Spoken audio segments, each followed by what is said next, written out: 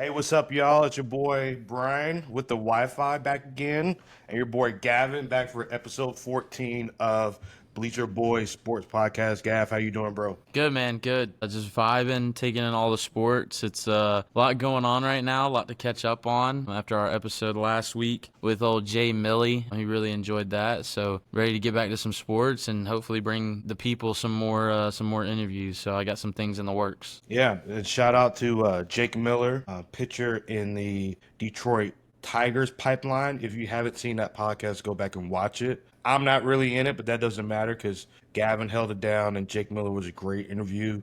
He kind of gave us a rundown of his former and current playing journey. And man, anytime you get any athlete that has the potential to make it to the top level, like it's always a good listen because there's so many different ways and journeys and pathways to make it to the big leagues or to the NFL or to the NBA. And we're all root for him. I'm rooting for him now. I'm gonna start following him on MILB and hopefully, he gets that cool call one day. And heck, the way my fantasy baseball team is looking, I might need to get him as a relief pitcher or starter pitcher whenever he does get called up because your boy is struggling in fantasy baseball.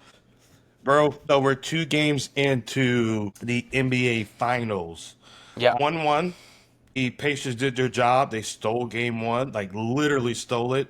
I think they only held the lead for zero point 0.3 seconds all game, which is just nuts. Anybody who didn't catch the game or hasn't seen the highlights, you just need to just go watch the last 7 minutes of the game and you'll be thoroughly entertained. But Gab, man, I won't really give too much of a rundown. The OKC outside of for about a game and a half has fully controlled this series. They've been up by 12 or more points for like literally 60 minutes in this series so far. So what are your thoughts? What are your predictions? I know the series goes back to Indiana for game 3. How are you feeling and what do you think this thing is going to come out to with where you stood going into the series? Yeah, I'm still holding firm on OKC in 6. I don't think necessarily that OKC lost game 1. I think more so like you just said that, Indiana won. They did what they were supposed to do, man. They came in there, they got hot. And I think it's a testament to how good Indiana actually is that I don't think a lot of people give them credit to as a small market team, what have you. But I still think OKC is a juggernaut.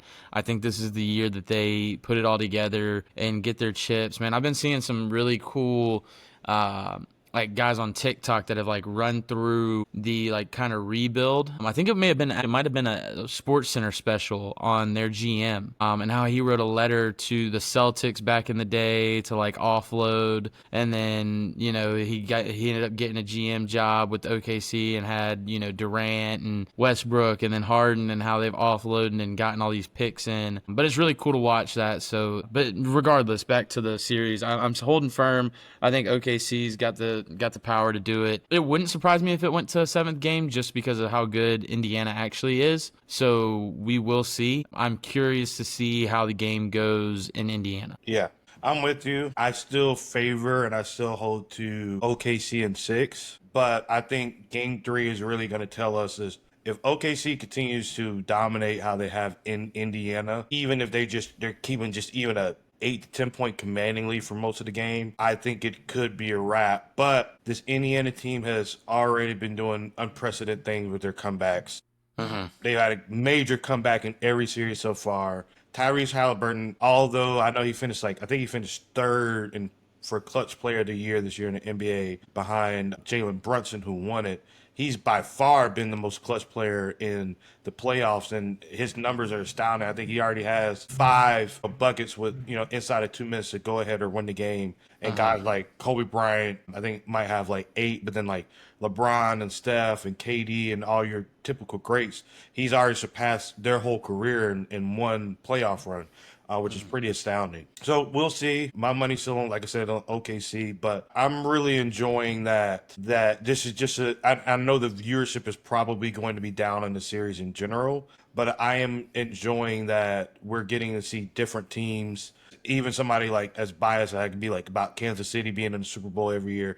It is nice seeing different teams, different stars, because I do think the NBA has done a poor job of setting up the next wave of stars for like the casual fan to be ready for them. Even the Jason Tatums and the SGAs and the Tyrese Halliburtons, like even other guys who made Team USA last year, like people aren't ready. And I bet the casual fan doesn't know that Tyrese Halliburton was on Team USA last year, Yeah, even yeah, despite he didn't get a ton of playing time, but neither did Jason Tatum. yeah. It's But both of those guys. his famous tweet where he said when you do nothing on the class project and still get an A and he's got his gold medal. But no, I agree. And I think, dude, I think one thing that's really cool too is you look at these teams and their construction and a lot of different routes to get here. You know, with Tyrese starting his career in Sacramento and then Shea starting his career in Los Angeles with the Clippers. A lot of people don't realize that. A lot of people think that these guys have been with these teams, but it goes back to what you're talking about, setting up the young stars and setting them up for, you know, success and seeing how it goes. But yeah, it's wild when you kind of look back at how where both teams stand today and the construction behind them. You know, and it's almost like you think about some of the pieces that have been let go. Imagine if they were still there. You know, just like one that comes to mind immediately is Sabonis. Yeah. He was a part of that Tyrese, you know, swap. Mm-hmm. But imagine if he was still with Indiana and they would have gotten somebody else out of Indiana at that time. And then even Shea, you know, going to, you know, OKC from the Clippers. What if the Clippers still have Shea? It's interesting. I love looking back at things like that and seeing how different things play out, I guess. Yeah. I think I just to look in the future a little bit. I think this is going to be one of the more NBA free agency is normally probably the second biggest highlight of the NBA outside of kind of like the conference finals and the finals. And I think I saw a report from Shams today from Brian Windhorst that this offseason is going to be nuts with Giannis potentially moving, KD potentially moving. I saw Phoenix is thinking about offering Devin Booker a 2-year, $150 million deal after this year, or I should say not deal, but extension to lock him up through 2030, which means from like here to 2030, he would have made like in what 5-6 seasons, he would have made $310 million, which is just nuts to think about. But this, and I know the Orlando Magic is looking to make a big move. I know KC is even looking to change up their team a little bit because some of these younger stars, like Jalen Williams and Chet, they're going to be coming up soon to be looking to get paid and get contracts. So with the apron and how the CBA is, these teams aren't going to be staying together exactly how they are. So I know some of the teams need to make moves or try to acquire draft picks to continue to bring up their farm system, to use a baseball term. So the NBA, I think for the next month or so, it's still going to be very engaging and fun to follow, leading us right into NFL training camps. Yeah, absolutely. And speaking of NFL training camps, as reported as of Friday, Aaron Rodgers would be signing with the Pittsburgh Steelers. And I know we've been like holding out on this news for a couple months now, but they started a mini camp today. And just as a side note, and I don't have a picture for reference, but just go look it up. But the first camera footage of Aaron Rodgers in a Steelers uniform, the Steelers uniform, I'm going to talk to Rod about this tomorrow. They look very men's flag football-y. Yeah.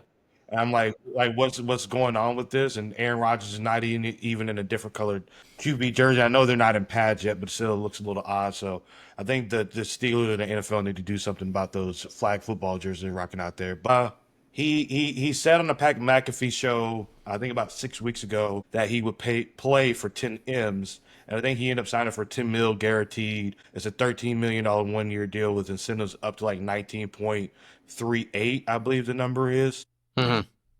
What are your expectations, and what do you think will be a successful season for Aaron and the Steelers this year, knowing the circumstances? Yeah, I think you're going to have a lot of disappointed Steelers fans when the season's done. I think it's going to be one of those things that after about week 4, they're going to either give up on the Rodgers experiment or they're going to be really good and make a push. And the reason I say that is if they give up, week 4 is going to be about that time, and it could be a little early, but you want to make sure that you secure it. But they could make a play for a really good draft position for a quarterback coming out of this year's class out of college. Of course, the one being Arch Manning. Yeah.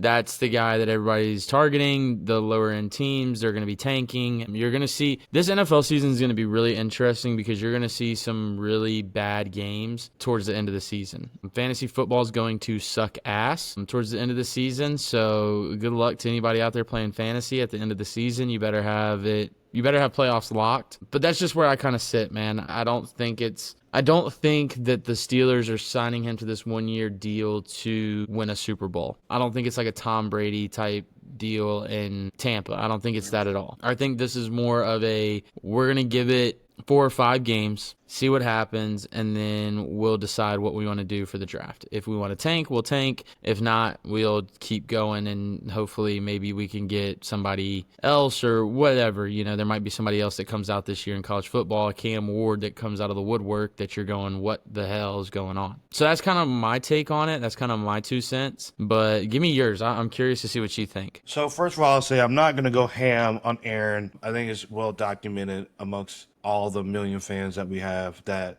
I'm not the biggest Aaron Rodgers fan. And it's more so pretty much is off the field stuff since the pandemic, and all that stuff is well documented. But I actually think, so here's my take. I think Aaron's going to be good for the Steelers in general. I think a success for them would be a single playoff win. Because for one, I believe if they lose a playoff game, if they don't win their first playoff game this year, I believe they will break the NFL record for most consecutive playoff losses in a franchise in a row, which is not a good. It's like the most telling way to say your team is literally mediocre, that you can make it to playoffs that many years in a span of time, but not win a playoff game. And I know Steelers fans in general are ready to lean one way or another, or get on one side of the fence or the other, whereas Mike Thomas has had them straddling the fence for 9 years now. But I think their streak is 8 years now. So I think the Aaron Rodgers we're going to get this year was the Aaron Rodgers we were supposed to get the first year with the Jets when he blew his Achilles, where training camp there's a lot of positive news, a lot of good juju. He gave money back. He was smoking blunts on the Hard Knocks with Garrett Wilson, and everything was flowing. Ran out, on opening night with the American flag, and everything was going good. And I thought hey, the Jets will get to the playoffs. They'll break their own streak, have a chance in the AFC, but I don't see them beating, the Ravens, the Bills, or the Chiefs in the playoffs. I think this is how that season was supposed to go. I think that's how this season's going to go. Okay. I think the Steelers are going to be solid. Again, another 10-win season, maybe 11 wins, but probably a 10-win season, get a playoff seed, maybe win a playoff game, wild card game, and then they're going to get knocked off by, your Broncos, your Chiefs, your Bills, or your Ravens. I think that's how they're going to go. Again, I think if they win a playoff game, they should be happy because it's the best they've done basically in 10 years. But like you said, there's a fat chance this doesn't go well at all. I think the big saving graces for Aaron is, one, Achilles recoveries are normally better 2 years after the surgery versus the first year. He did look a little bit better the last 5 games of the season, and he's not had any injuries to his arm. So we know his arm is still golden. But a big part of his game has been his mobility, ability to sting plays and make magic happen. I don't think he has that, and I think if they can get him maybe one more weapon, like I said, he hasn't had any problems with his arm, so we know he can still sling it. So then it's just going to be is he willing to stay in the pocket and make those big plays with your Myles? I saw Myles Garrett. I don't know if you saw, but Myles Garrett today was interviewed first day of minicamp. He said they asked him how he felt about Aaron Rodgers being with the Steelers. He's like, yeah, this is going to be my chance to put Aaron Rodgers in the graveyard. And that's what he said. That's what he said verbatim. So when you got, the Steelers, but I think it's going to be good for football because now we're going to get to see Aaron versus Lamar and Aaron versus Joe Burrow. And I think there's some cachet to that to give us some good prime time or just even 12 o'clock matchups for the NFL. So that's kind of my take. I lean towards him being good for the Steelers, but I do think there is a fat chance that this thing kind of implodes, which I think for the average Steelers fan, they probably would rather implode and get inside the top 10.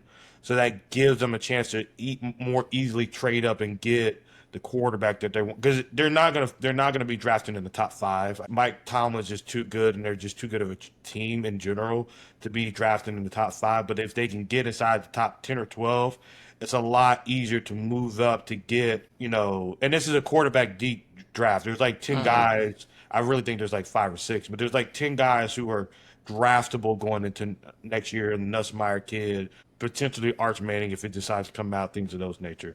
So that's kind of how I feel about that. Yeah, no, I can see that. I think too, one thing to keep in mind is, are Steelers fans ready for Tomlin to go? Is it time to turn the page and start a new chapter after this year? I think, hot take right now, yes. I think that after this year, you're going to see the Steelers crumble and Tomlin's out. And I don't think it'll be a Tomlin fire. I think it'll be a mutual parting of ways, and a new chapter will start in Pittsburgh. Yeah, I think just like a lot of situations, but even with a lot of the greats. I mean, Andy Reid, when he was with Philly, they made it to 3 straight NFC Championship games, a couple losing seasons. They needed just a new voice in the building. He moves on to the Chiefs. A couple years later, gets Patrick Mahomes. The Chiefs win, and a decade later, the Eagles are back, and they win 2 Super Bowls in 6 years or so. Yeah. So that was a win-win. It's like, first of all, if Mike Tomlin is let go, there's going to be half the league is going to be trying to get him as a head coach. Yeah. And then every network is going to be throwing somewhere between, probably not Tom Brady money, but he's going to have he probably would make more money as a commentator than he does as a head coach. Oh, 100%. And so he's going to have every network, every podcast, every content creator trying to hire him, if not multiple. Probably get double the business that what Bill Belichick got for that 1 year when he kind of got into that mix. So, I think if they miss the playoffs, that the Steelers should look for their fourth coach in their team history. Yeah, which is kind of wild to think about, dude. Yeah. Kind of wild to think about that. They're like one of the archetype franchises. Like I believe they're one of the original 8. If not, I know for sure they were the first 10 franchises in the NFL. Yes. And to think about, they've only had 3 head coaches in their whole franchise. Yeah. The Cleveland Browns have had 3 coaches since the last 5 years. All right, so let's pivot from that football to this football. Chris Sims, he has his own podcast. This was actually released on Chris Sims' podcast, which is featured on the NBC football channel. He's also on with Mike Florio. But Chris Sims finally released his top 10 quarterback rankings. So I've seen this list, but I'm going to rip off this list, and then I'm going to let it soak in for a second, and I'm going to let you react to it before I give my couple of takes that I have on this. Are you ready? Yeah, where are you starting? You starting at 10 or you starting at 1? I'm going to 10 to 1. All right. So at 10, he has Jalen Hurts. At 9, Baker Mayfield. 8, Justin Herbert. 7, C.J. Stroud. 6, Matthew Stafford. 5, Jaden Daniels. 4, Patrick Mahomes. 3, Joe Burrow. 2, Josh Allen. 1, Lamar Jackson. Okay. Give me the top 3 again. It was the top 5. The top 5 were Jaden Daniels at 5. Who was 4? Mahomes, Burrow, Allen, Lamar. Right? Yeah.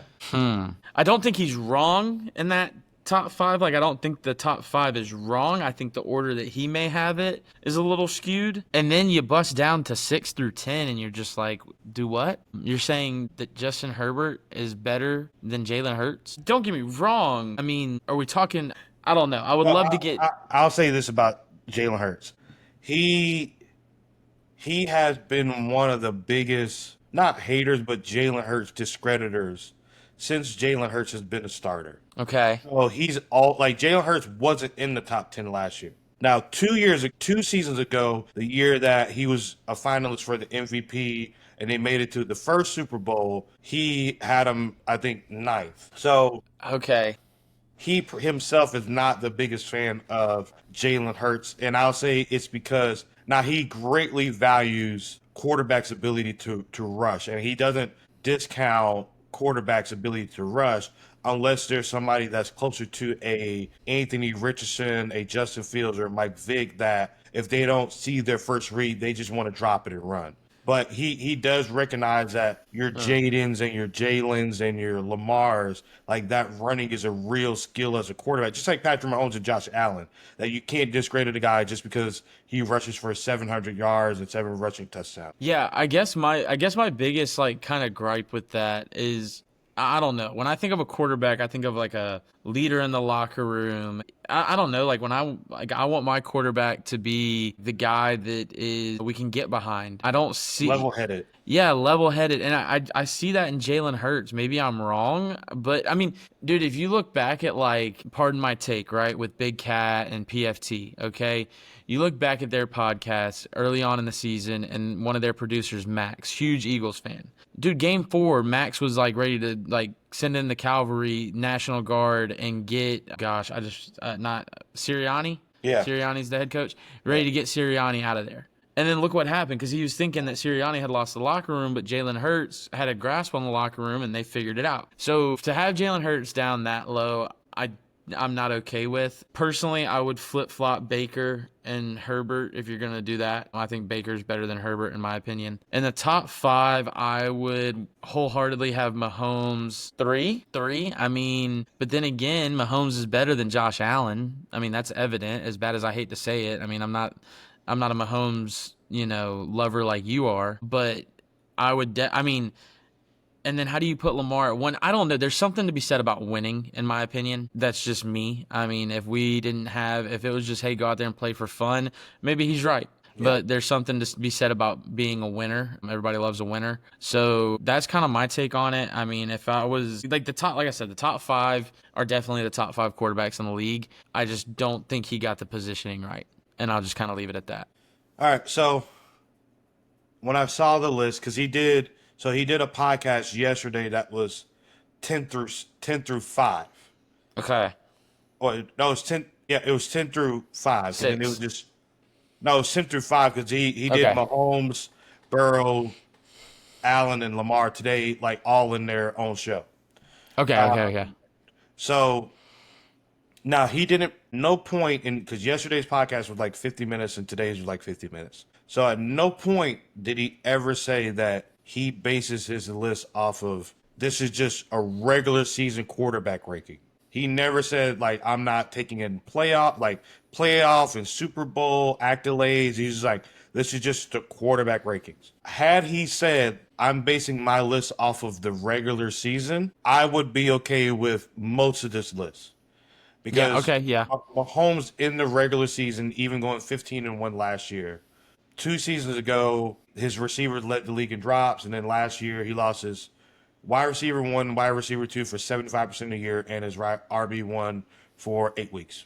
But still, for the last 2 years consecutively, his numbers haven't been super stellar. So it's like, and the past 2 years in the regular season, Josh Allen and Lamar Jackson have both had statistically better years and have obviously fared better him than in the MVP voting, because both of them are the 2 reigning MVP voters. And then again, like if you're saying Hurts in the regular season, especially last year, was not stellar, beginning to finish. And guys like Herbert, who went like 38 touchdowns. I think he went 40 touchdowns, four interceptions all year. No, Lamar was 41 touchdowns, 4 interceptions. I think Herbert was like 38 and 6 interceptions, something like that. But again, if you're talking about the totality of the entire season, including the playoffs, there's a lot of flaws in this list. I'm with you. I probably put Herbert 10, and I probably put Hurts higher. Maybe closer to 7 or 8. Hurts is better than C.J. Stroud. Yeah, and you even get to C.J. Stroud. Like, I'd rather, even on Houston's team, I'd rather have Hurts on Houston's team. And if you put Stroud on the Eagles, like the Eagles won't be any better than what they've been with Jalen Hurts. But I feel like Jalen Hurts could maybe make the Houston Texans the last 2 seasons maybe 1 or 2 games better, especially in the playoffs, just by how he manages games. Herbert is 100% a regular season quarterback, and that is what it is. And I'm not a Herbert hater, Do I want to necessarily see him get over the hump? Not necessarily, because in my division, we're normally playing him in the playoffs every other year. But then I get into Joe Burrow, and everybody wants to throw out the great stat season he had last year. It's phenomenal. But you also have to take into account that he has those great stats because his defense was so bad and they were trailing and they were in shootouts every single week. Yeah, they're slinging the rock. So he's like, okay, well, he has those great stats and the team is a burden. It's like, but what happened when Mahomes had a defense very similar, actually was actually worse than Burrow's defense? Well, he made it to the AFC Championship game and won the MVP. And I look at other quarterbacks who have similarly bad defenses just throughout NFL history. Your Dan Marino's, John Elway early in his career. And it's like those guys still found a way to make the playoffs. And Joe Burrow misses 3 years in a row. And it's like, if he misses it again, then it's like you can't have a quarterback as prolific as he is in a regular season in your top 5 QBs if he can't overcome those issues. Yeah, no, and I think Burrow's good. I don't get me wrong. Yeah. I do think Burrow is good. He's phenomenal. Yeah, I see where you're coming from, but that's kind of, I think that's kind of a flawed list. I would like a little more clarity on that, I guess. Like a little more deep dive, I guess you could say. And like I said, I watched both podcasts, so I could help fill in the gaps, but I could just tell you that from how he explained things and laid things out, that, and the thing I've already been seeing, because his podcast has been out since like 10 o'clock this morning. So from like 11 o'clock to now, his list has gotten ripped apart for the second year in a row.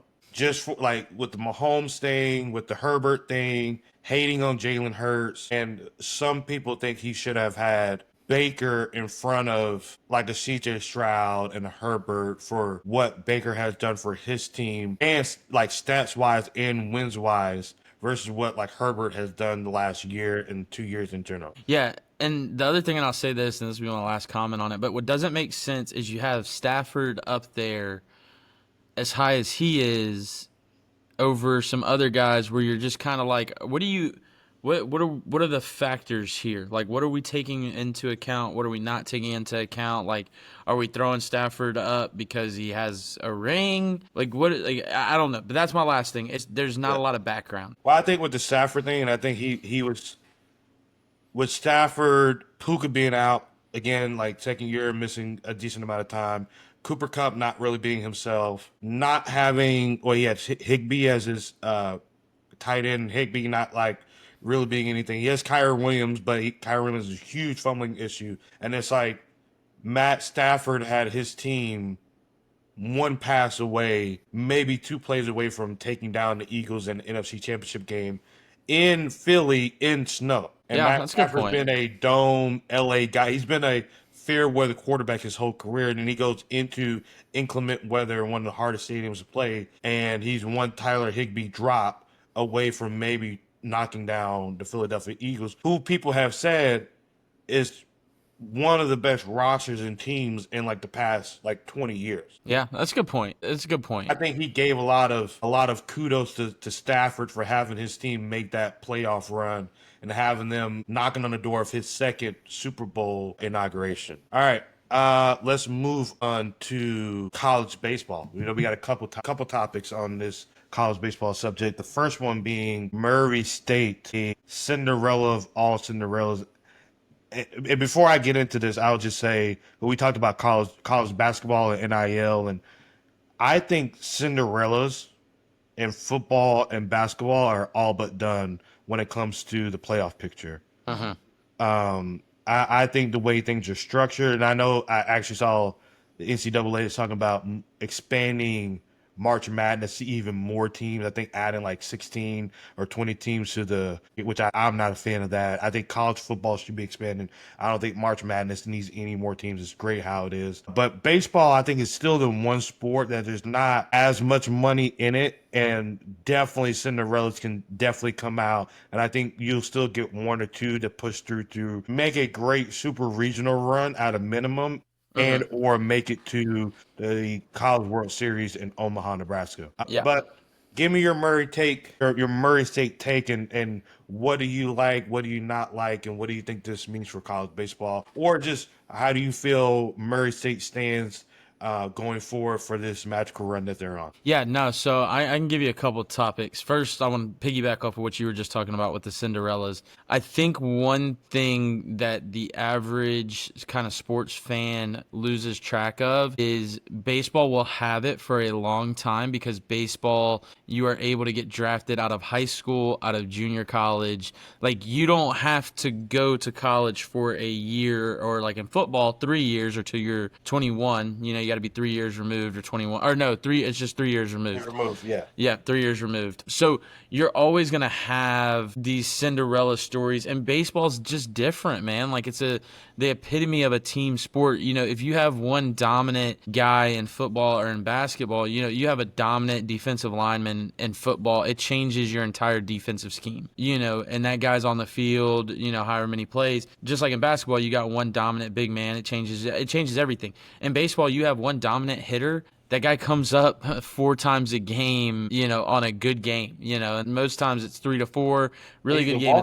Yeah, and you can walk them. I mean, that's the whole thing. Like, there's so much more strategy into baseball. But anyway, I think you'll always have Cinderellas in baseball. I think that it's just the beauty of baseball. It's kind of like one of the hidden beauties of it. I am pumped for Murray State. I think it's really cool, man. I've had some former players go and play there. I actually have a former player that's actually on the team right now, a kid from Thomasville, Georgia, named Harper McClendon. If anybody saw him, he's got really long hair, kind of looks like a girl. Mind you, we love him. That's Harper. He's his own kid. But with that being said, man, I think it's awesome. I don't see them making like a Cinderella run into, you know, this massive, you know, and they win it all. I don't see that. But the experience, the exposure, I think it's great. I think it's phenomenal. The one thing after watching a lot of these super regionals that I think the game of baseball is almost in a bad way. I think that it's I'll let you go ahead and we'll piggyback off of it where the game of baseball is at. From what I see, and I'm not completely locked in on college baseball like I have been in past years, but I do follow enough to know who's good, who's not good, who's trending in the right direction, who's not trending in the right direction, where the bigger programs are going. One, and I'll just throw this in as a footnote, it's going to be interesting to see how baseball is affected in the next 3 to 5 years with the recent ruling, like I was telling you off camera, that the NCAA will be able to play players directly. And I think this is one of the early steps to college football annexing itself from the NFL and from the NCAA becoming its own entity. And they'll take a lot of that money with them, which I think is going to help hurt all sports across the board. But it could hurt a lot of the male sports. It's like, hopefully a lot of these programs have already gotten their multi-million-dollar facilities like kind of in place, because there might not be coming another renovation for 20 plus years or 15 plus years going forward. But I think baseball, just in my perspective, it is still kind of top heavy. It's still very SEC dominant. Your staple teams are still your staple teams. But I think even some of like the former like Pac-10 teams like UCLA that used to be dominant, Oregon that was in the mix a lot, Oregon State that used to be mixing a lot, and then like Arizona State was dominant going back to the 70s and has a ton of major league. Like, some of those schools aren't as strong as they used to be. And a lot of your greater baseball talent is staying like in your Oklahomas, your Texas, like states, and then like in SEC, and then, but you're going to find great baseball players everywhere. So I hope it doesn't get like too top heavy and it does stay, a little bit balanced, but I don't quite see where that is going to go. But I think outside of some of the antics, and we'll get into that in a little bit, I think the state of college baseball in general is still in a good place, but we'll see where the money takes the sport in the next generation of baseball players. Yeah, no, I think when I say I think the game of baseball is in a bad way, I just think you're going to start to see with the draft being shortened, maybe it's in a better way than what I think it is, but I think the one thing that a lot of kids need to realize, and it would really amplify baseball as a whole, but these kids need to go where they can play. Going and sitting on the bench is, if your aspirations are to play at that elite level, that Jake Miller, that MLB level, go where you can play and where you can get seen. And that was one thing I always did. I always wanted to go somewhere where I thought I had a chance to play. Not where the competition was lower, but where I thought I had a fair chance to go and play. Yeah. For me, that wasn't Division I. That just wasn't in the cards for me. It is what it is. But the thing that I think a lot of people forget is there's good talent everywhere, and your guys, like there's a guy on the Phillies right now that was a D2 undrafted prospect and is in the major leagues. Yeah. But maybe it's in a better way than what I think. I think NIL is going to throw a wrinkle in everything, not just baseball, but like we were talking about off camera, into all your minor sports, your golf, your swimming, your dive teams, your soccer, your lacrosse. I think it's going to throw a wrinkle in everything. I very much agree with you. I went to places where I knew that there's not very many assurances when you're being recruited, but like, how I felt, and it ended up being truth at both colleges I played at. It was like I was going to start, and I was going to have to be terrible for me not to start. And then that ended up being true, and I believed in myself. If I put in the work and produced in the fall, that I had little to worry about in the spring. And I've been a little bit more in the softball world, but I've had some baseball players. I've always advised kids to go where a school seems like they love you and not they like you, and that's where you're going to get a chance to play. Like I've agreed with you, not even excluding the D1 thing, but it's like you don't want to go to a D2 school with a loaded roster already, and you're the 25th, 26th, 27th person on the depth chart. It's baseball, I mean, any sport, but baseball is definitely a sport that you can only practice so much. You need real live reps to legitimately get better. And you would think how AAU and travel ball is constructed, where, like, again, when I was playing, there was like, in 16U, there was like 4 16U teams, 5 16U teams for the whole state of Florida back when I played. Now there's like six 16U teams in the city of Orlando alone. And Miami's got 10, and Tampa's got 4. And so, like, but you would think how travel baseball has structured itself, where kids are always looking to go somewhere where they can play, and they bounce team to team based on playing availability, and not so much is this team producing a lot of college recruits or whatever. And obviously, if you get a chance to play on the team, you go to those teams.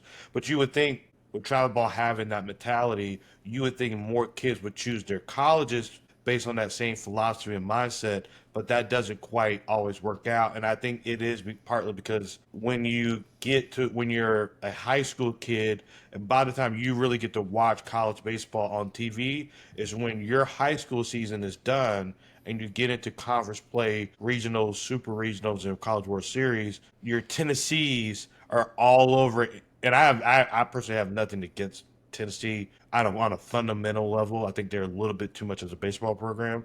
But you're a kid, you get to see Tennessee play, and they're staring down pictures and hitting home runs and throwing F-bombs out. And their coach is reciprocating it. It's like, man, if I get a chance to play at a school like Tennessee or adjacent to Tennessee, like Arkansas, like that's where I would love to go. And it's like, you probably need to go to Cincinnati. Like I know a kid here in Memphis, Harrison Polino. I did some strength conditioning for that.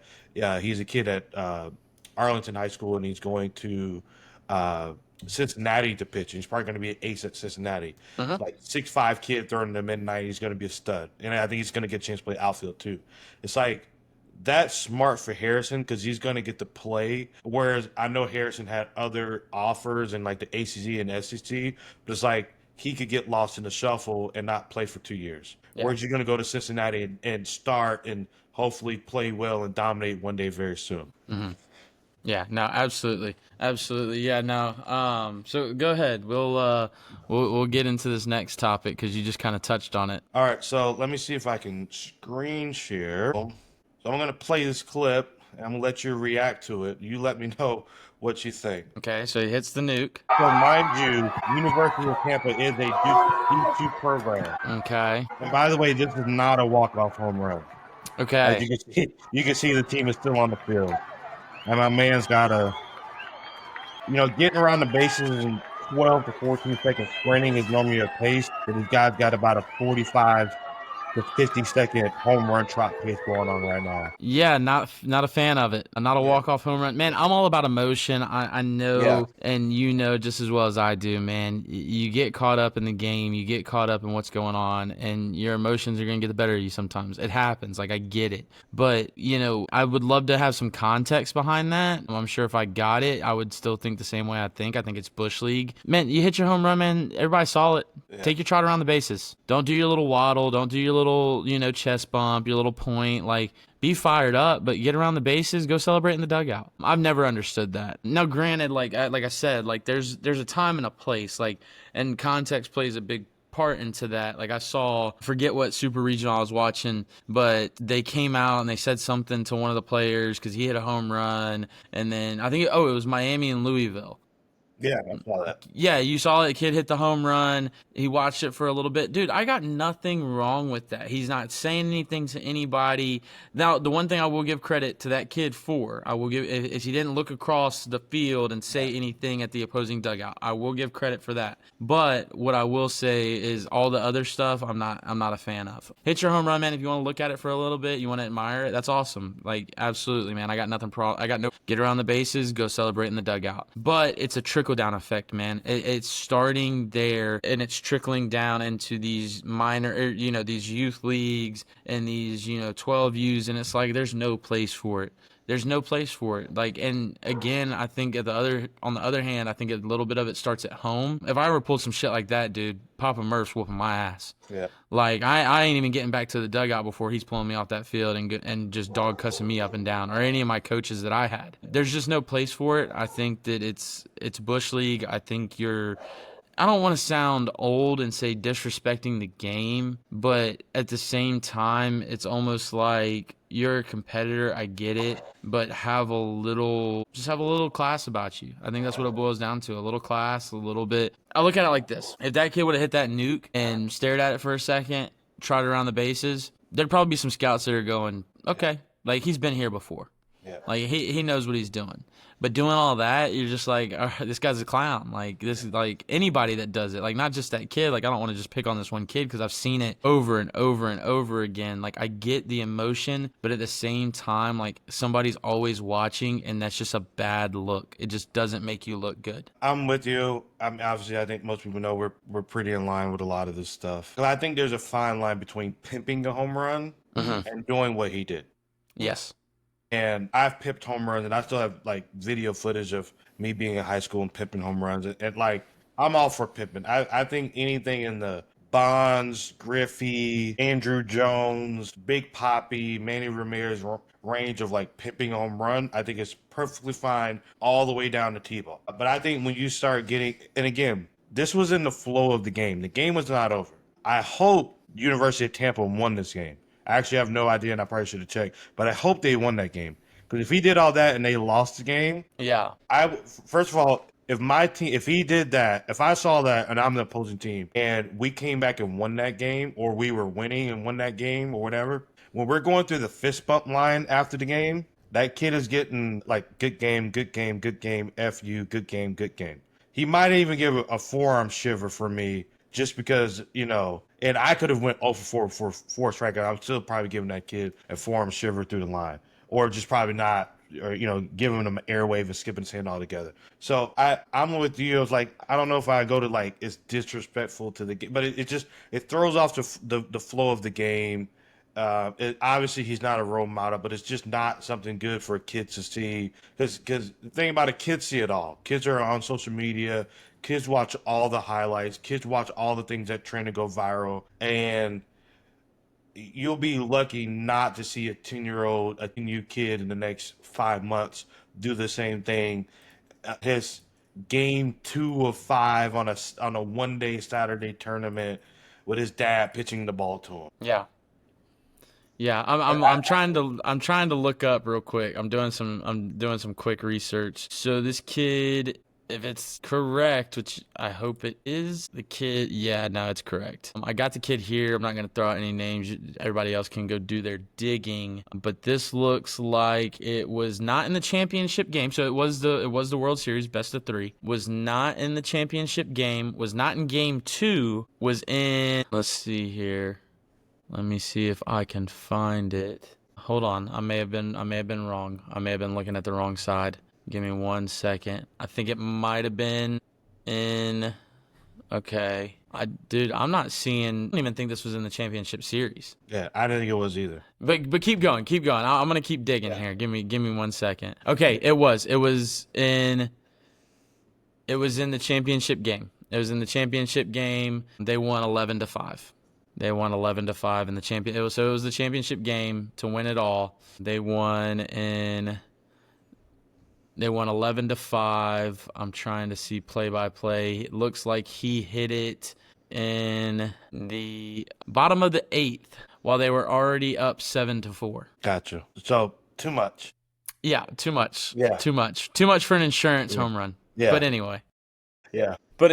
So, yeah. So, I mean, we can get off this subject because we could probably just go down a rabbit hole with it.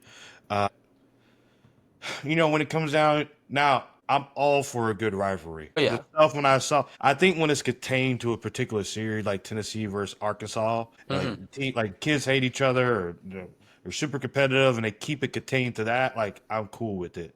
But I think it starts to get out of hand where it's like, bro, this was a Wednesday or a Thursday game in the middle of the season. The kid calls timeout. You're a pitcher. The kid calls timeout. You say F you. You break them off a 12-6, strike them out, and you're cussing them out all the way to the dugout on the Thursday night game in the middle of the season. That's where I think things get out of hand. Yeah. Granted, I know you see a lot of that in regionals and super regionals. I think is it Joe Kelly? It's not Joe Kelly. Who's the kid?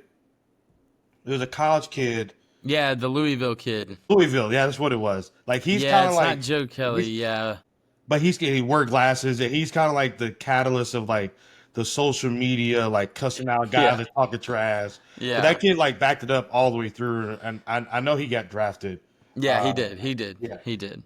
And again, I like that kind of stuff, but I think the magnitude, you got to do it in the right games, and the magnitude of the games 100% matters. Let's see where we're at. Oh, let's pivot to softball real quick. Haji Baker. I know you're not super familiar with this, but this is a young lady who was playing college ball at Stanford, University of Stanford. Absolute stud. She's a phenomenal young lady, physically dominant. I think she's like 6'1". Obviously, they don't give female weight, but she's a big, strong girl. Mm-hmm. Primarily a pitcher, she does hit, as a lot of college pitchers. A lot of the better college pitchers do hit. They either DH, most of them just DH, don't get hit for. Her hitting is like passable. She's not a dominant hitter, but she has been like complete like Paul Skeens dominant for Texas Tech. Like Texas Tech has actually been winning. So she's the first female, I believe, to get over $400,000 in NIL. And Texas Tech, with their oil money and Patrick Mahomes money, because he donates a lot of money to Texas Tech for all their programs. Mind you, Patrick Mahomes was at 75% of their post-game seasons this year, rooting them on. As a good alumni he is. But they gave her $1 million. Yeah. And when they did that, like that made like huge, like Katie to Warriors, LeBron to Miami type waves in the softball world. And first of all, what is your opinion and impression of a softball player, one, getting $1 million?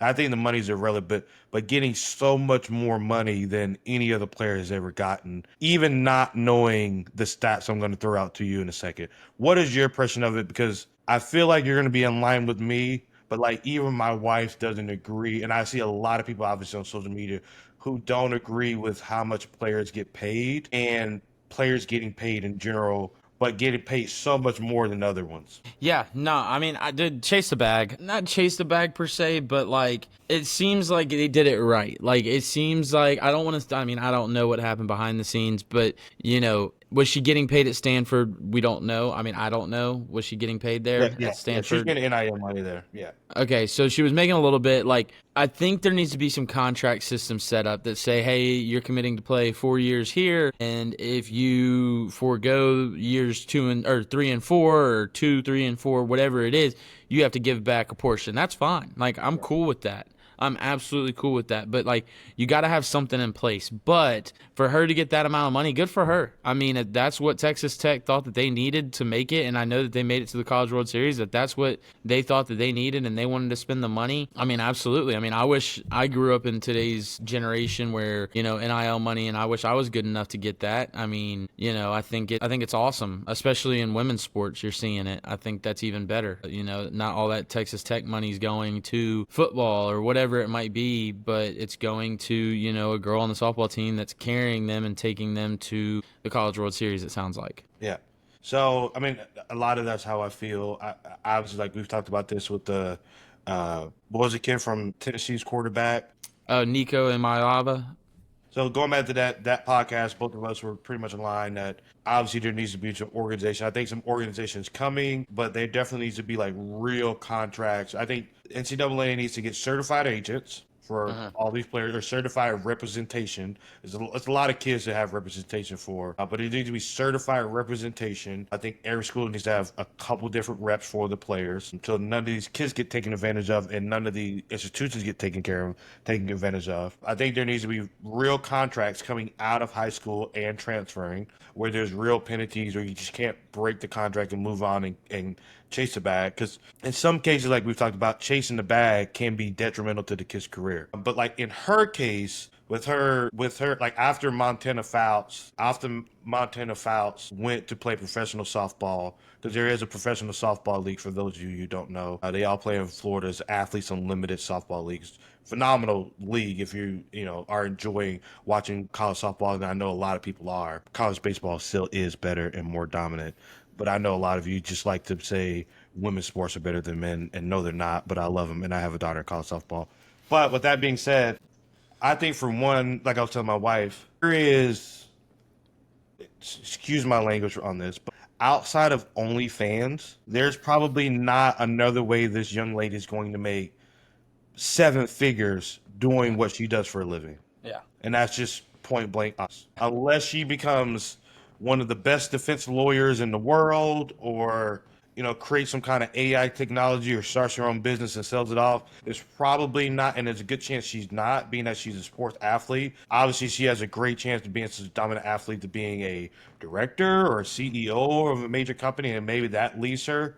But again, a lot of women in college sports with her kind of talent, they normally end up going to coach, broadcast. I know a lot of young ladies that make $200-300K a year doing softball lessons, but there's not another profession she's going to do where she's making $1 million per year. And if she does, good for her. So for her to be able to make $2 million in back-to-back years, if she has a financial person, like, she's going to set herself up for at least another 10 years if she's responsible over that money, which I think is awesome for women to get these opportunities. But the fact of the matter is, she has been worth every penny for Texas Tech, because before she got there, they had like a 350 winning percentage. She gets there in 1 year. Not only do they have like a 720 win percentage, she pitches every game in the postseason and gets them through the super regionals. That is, I'm sure she's probably actually at this point worth more than $1 million with what she's done for their program. It's very similar to like Josh Allen. Like, the Buffalo Bills can't pay Josh Allen what he's truly worth to their franchise for the amount of money he brings in, getting them to the AFC Championship game every year and winning the MVP.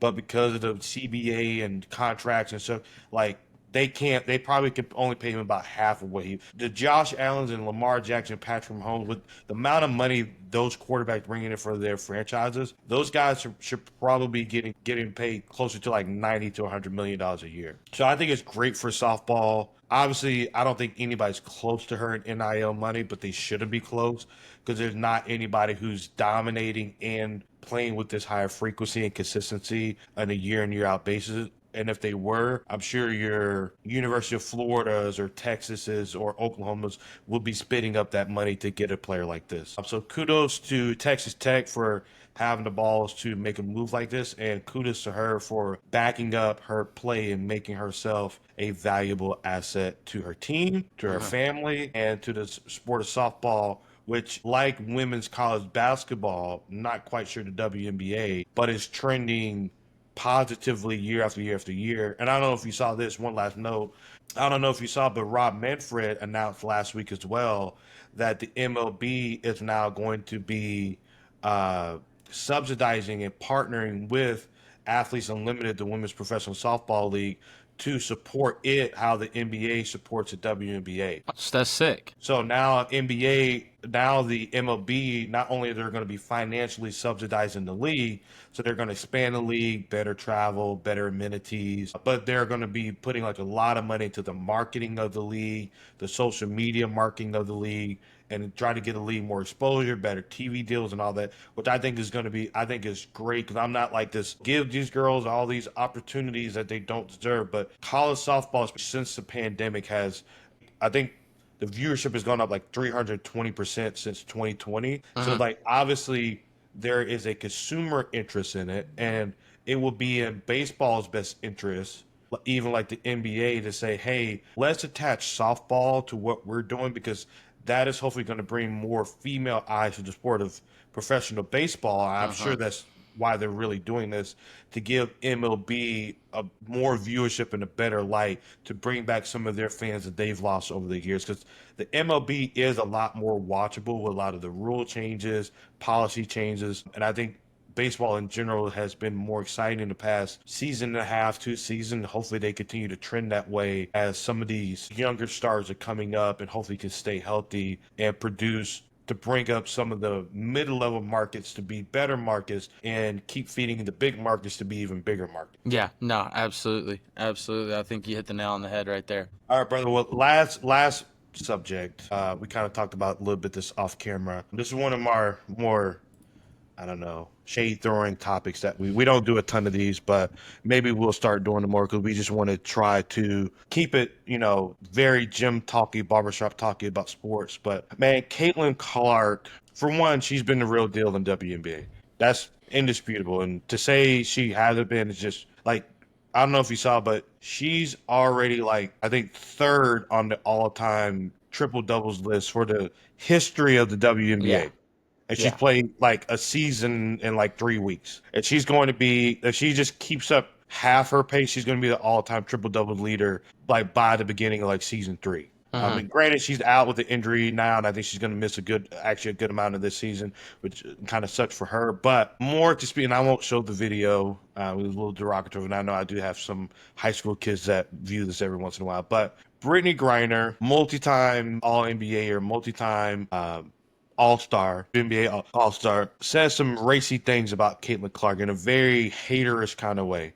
And then she was interviewed, and they asked about her. She didn't address it. But basically, she said she's a stupid woman and she's very annoying. She wishes Caitlin Clark would kind of not exist within the WNBA sphere. And then she actually went on record to say that it's weird. Caitlin Clark is doing, basically to summarize it, Caitlin Clark is doing bad by the league, because Brittany Griner liked it when people could come in and actually get some of their business work done, and bring laptops, and you could be quiet enough that you could hold your Zoom meetings while watching the WNBA games. There's way less fans, and she enjoyed playing in a quieter, more calm environment with less fans, and that is the opposite of what you normally hear out of an athlete. But what is your kind of, the whole story, but what is your kind of take on the whole Brittany Griner, Caitlin Clark incident, and then we'll get into Angel Reese to close it out. Yeah, nah, I keep it short and sweet, man. I think it's absolutely asinine.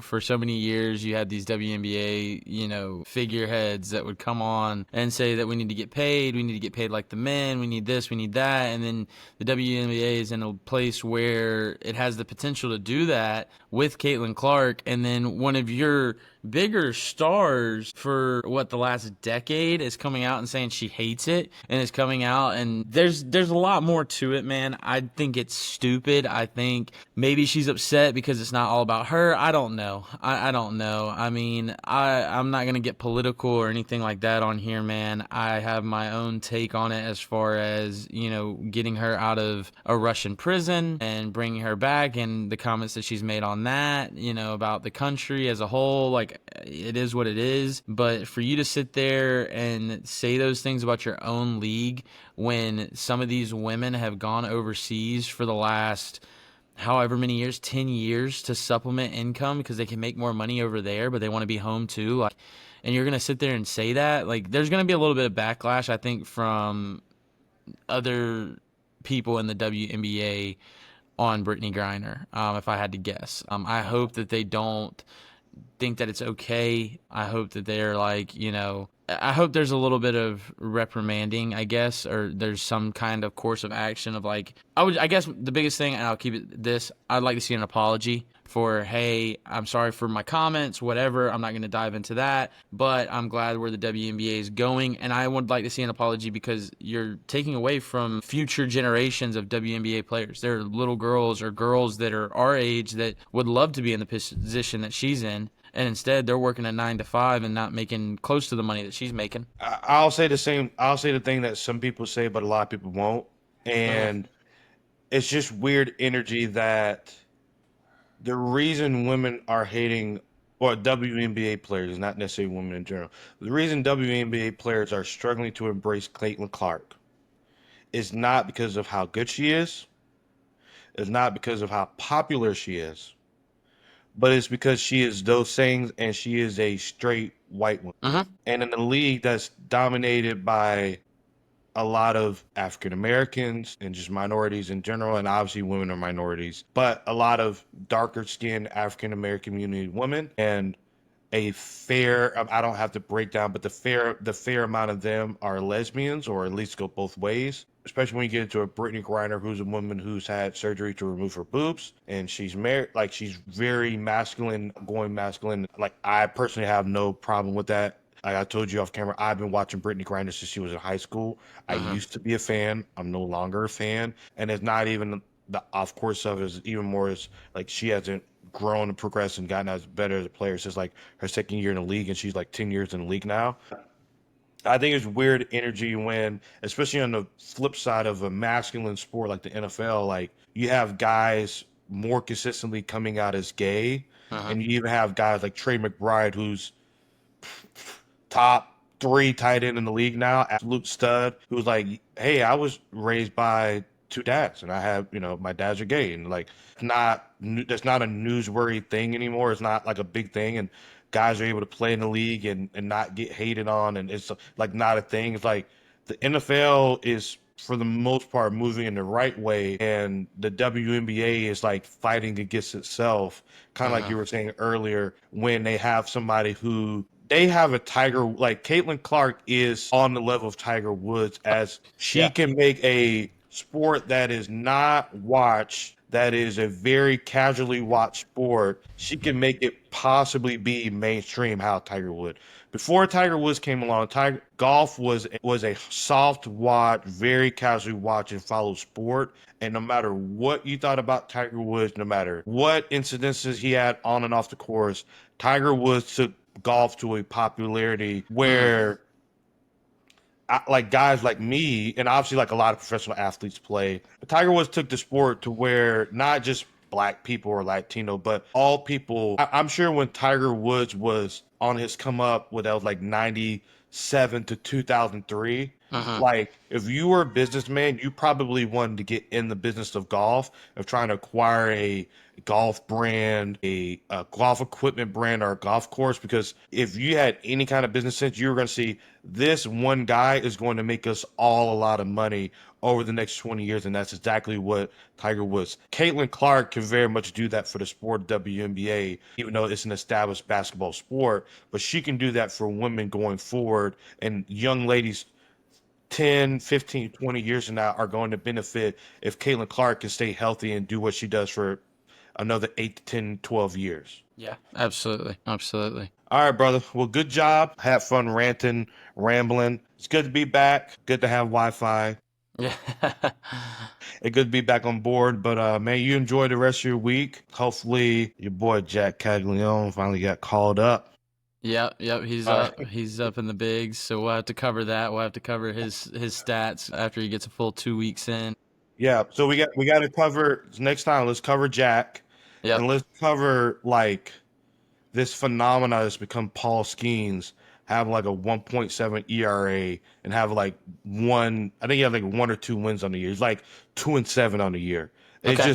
It's completely asinine. And every game that goes by, it's just like, I don't see how he can stay in Pittsburgh. Yeah, no, we'll cover that on the next one for sure. All right, brother. Good job. Yes, And sir. thank y'all for tuning in. And we'll see y'all next time. Peace.